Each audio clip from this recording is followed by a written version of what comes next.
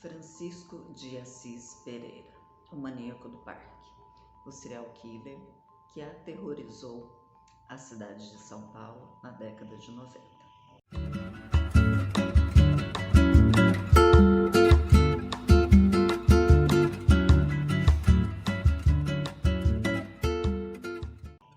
Olá, sou Renata Gonçalves, médica, psiquiatra, dando início à série Serial Killer, ou simplesmente Matadores em Série. Em meados de 1998, foram encontrados vários corpos de mulheres no Parque do Estado, na cidade de São Paulo, com as mesmas características de violência e morte. Foram começando a encontrar um a um desses corpos e as características se repetiam. Por exemplo, as mulheres eram encontradas com sinais de violência física, de violência sexual, mortas e ajoelhadas.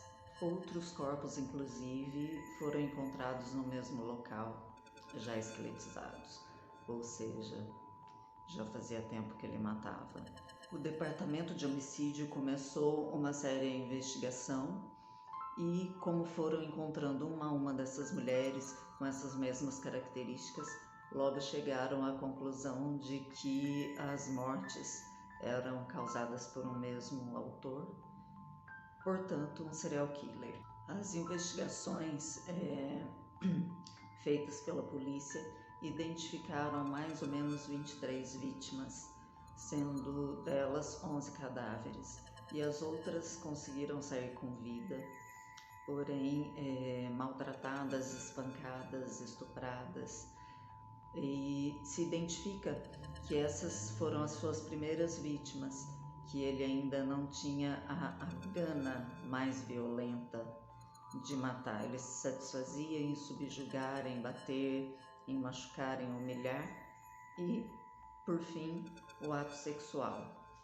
mas não chegava a matar suas vítimas. E com o tempo isso foi piorando, não satisfazia mais essas ações, e aí ele passou a realmente cometer os homicídios. Ele matava essas vítimas com esganadura, asfixiadas pelo seu cinto ou pelo cadarço das próprias vítimas. E outro fator importante, né,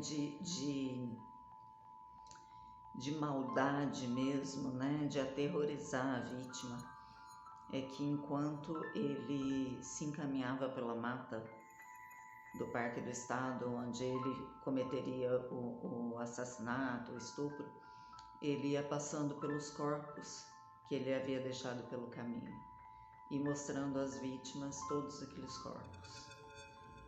Então isso nada mais é do que um terrorismo psicológico para que ela já imaginasse o que estava por vir. A denominação dele de maníaco do parque começou porque ele costumava patinar no Parque Ibirapuera, inclusive era conhecido como Chico Estrela.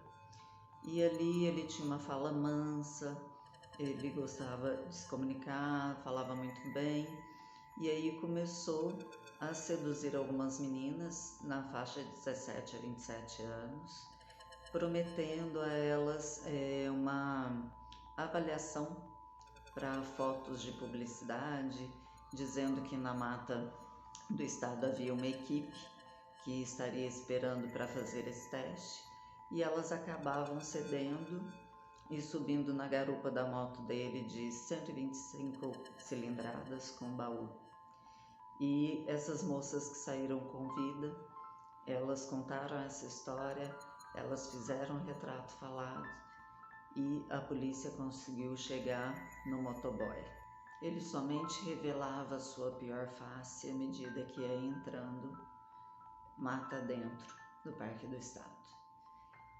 Outro detalhe importante dessas vítimas que foram assassinadas, além de se encontrarem todas ajoelhadas, com sinais de violência física, violência sexual, elas ainda eram encontradas com várias mordidas pelo corpo. As vítimas que conseguiram sair com vida Diziam que logo que chegava no parque e começavam a adentrar a mata, ele começava o tour do terror, com xingamentos, humilhações, tortura física e psicológica, e a partir daí ele procurava uma clareira onde ele realmente estuprava e executava suas vítimas. Dispersava seus corpos em locais diferentes, mas dentro da mata do parque. Francisco de Assis Pereira foi encontrado e condenado a 285 anos de prisão. Porém, aqui no Brasil isso não é permitido, apenas 30 anos de prisão. Provavelmente em 2028 ele tenha liberdade.